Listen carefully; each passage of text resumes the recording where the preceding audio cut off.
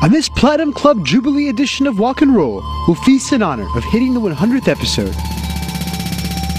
In little over a year, the Walk crew has put down chopsticks on nearly every point on the map. New Kung Fu Brothers. Roll the reels for 1,200 minutes. Can you believe that's a noodle? And bit down on more than 300 dishes. I'll be serving up the illest of the ill from the Walk and Roll Dream Recipe book. Get wild with a set of ingredients that will give you the jeebies. Ooh. Ooh. Get a Chinese broadcasting approved lesson in mouthfeel. Bring some years old food back to life. And see the final showdown of fork and chopstick. Wow. Welcome, Walk and Roll's 100th episode tasting menu.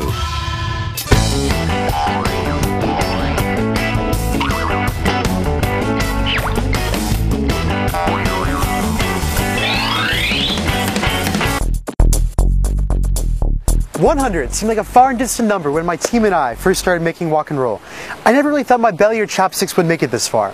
But with the luck of the food gods up there, here we stand. And if any occasion is worthy of a feast, it is this. Today's menu is amuse-bouche, the wild eats. A dish munched on with an open mind. The best thing to probably do is just be blindfolded. Just close your eyes.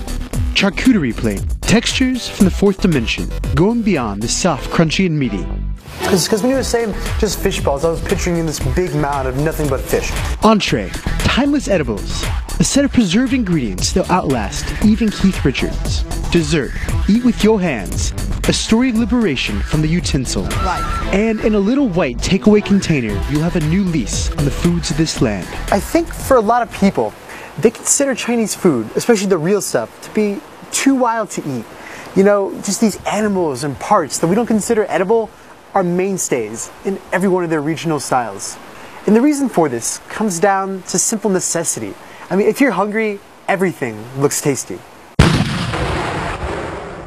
In the outer lands of China, you find a set of cuisines feasting on wild things that most would politely pass on. Those places set around the margins have a very different flora and fauna than those in the center. Or in others, edibles haven't always been so abundant.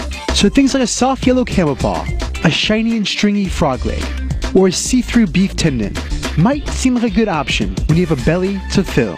They didn't have the luxury of deciding what animals or parts were pure or civilized enough to eat. Places like Tibet, where an animal like the yak is the ultimate provider.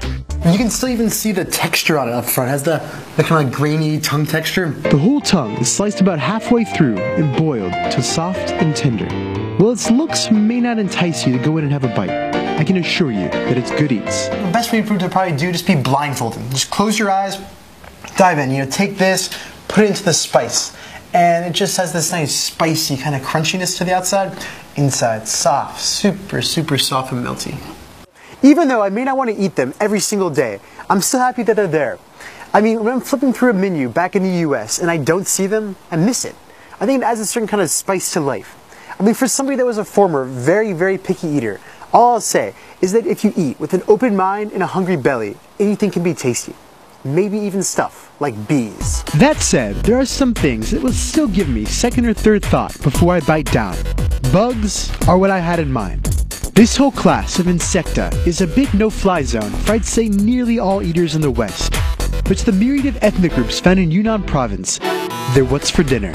Cheers. Cheers. The particular varieties were honeybee and bamboo worms. In school? I think it's actually not that bad. Each was fried to a crisp, giving it the same taste as pretty much any other fried thing.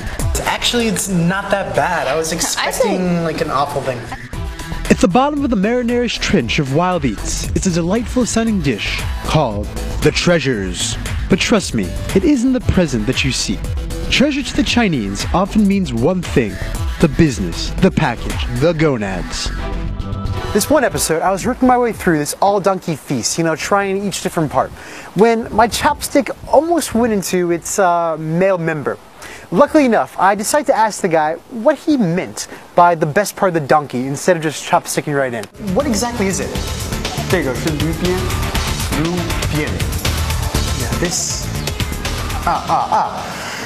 And by the girth of that, it looks like this guy was packing some pretty big heat. Standing on top of the mound of donkey parts was the first thing that truly shocked me on this show. Donkey penis. Yep, you heard me right. Like straight out of Tijuana's critically acclaimed show. I have to say, I've never done this before in the show, but this is something that I just cannot eat. 这个很简单，很简单然后用它蘸一下汁儿放在嘴里。你要吗？ Yeah. More of a man than I am. Let me shake your hand. You've out-foodied the walk and roll foodie guy expert. And why would somebody be compelled to eat and spend a small fortune on one? Because it's approved by 10 out of 10 traditional Chinese doctors.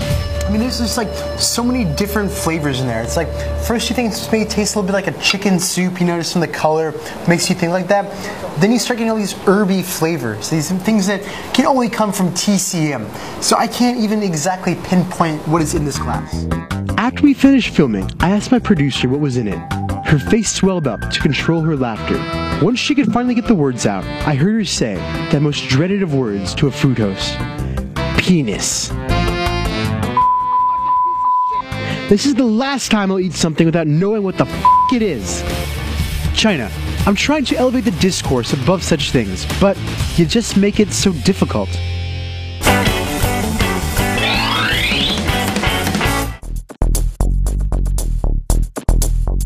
So what's the real difference between our cuisine and theirs?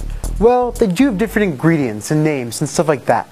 But I find that its texture is the place where there's this big gap between what we do. They have this phrase kogan, which means mouthfeel. And that's what these eats do. They just play around differently. Name me the adjective, and there's a texture here that will fit the bill. Things like beef tendon, chicken bones, pork skin, each assaulting your palate in its singular way. The ballot-approved name of one, of heartbroken jelly, is from the spicy heart of China, Sichuan province. Now this is a final challenge, because many customers can't take this because it's too spicy. From its land comes from the fieriest and numbing flavors in the whole world. And when they work with the simple mung bean jelly found in this dish, they don't mess around. It's a gelatinous thing that seems like a mirage as it moves around. And for reasons beyond explanation, the Chinese go wild for it. That kind of certain type of heat when you eat it just makes your whole body shut down. Makes your brain not work. That's what I love about spicy food. It just kind of overtakes your senses. That's the best part about this stuff. Now, I don't really have the facts to back me up on this, but my own personal theory is that for 5,000 years of culinary history, you just kind of get bored with the classics of soft, crunchy, and meaty. On the other side of what a mouth can feel is the bouncy chew of the balls coming out of the Taiwan, Fujian, Chaozhou triangle. These three regions can take any ingredient and turn it into a sphere that can go head to head with the bouncy ball. The way they do it is through beating the ingredient like a bum fighting for a bottle of hooch. Blow after blow changes it into a meatball like no other. There are few things in life that make Chaozhouers as happy as beef. They know how to use the choicest and freshest bits of the leg and tendon to crank out craveable dishes like hot pot or beef balls. Bouncy beef balls. Bum, bum, bum. This is a fun eat right here. The first thing that hits you is how crazy chewy these things are. It's right at the edge of making you feel like you're chewing on a rubber ball. And not only does it bounce when it hits the plate, but also when you're chewing it as well. It almost seems like it's kind of like fighting back. When your teeth bite into it, then the meatball expands back. But somehow, through that whacking technique, it gives away at just the moment you want to give up. But for some of you guys out there, I think this tendon chew might be a little bit too much to handle. Of all the occult culinary methods at play in the Chinese kitchen, the one trick that will never lose its magic is a dish called 9 turns pig intestine.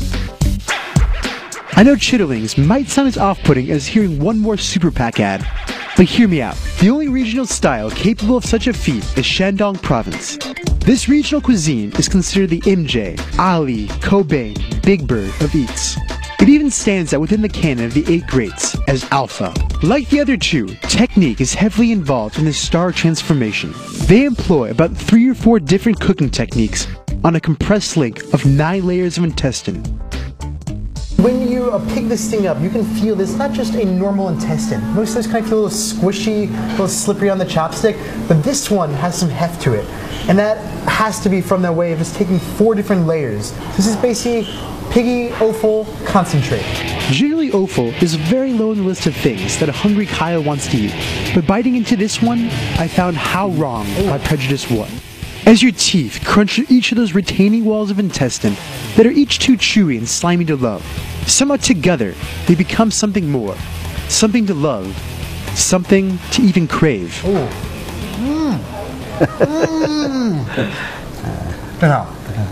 When I bit into this, you're just given this amazing feeling because you had such doubt. Pig intestine, how can it be good?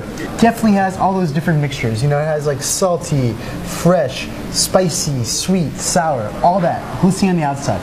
Then on the inside layer, it just goes back and forth between chewy and fat, chewy and fat. There's just so many different layers. It's like a chewy food symphony. 这就是中国菜的魅力。魅力。对。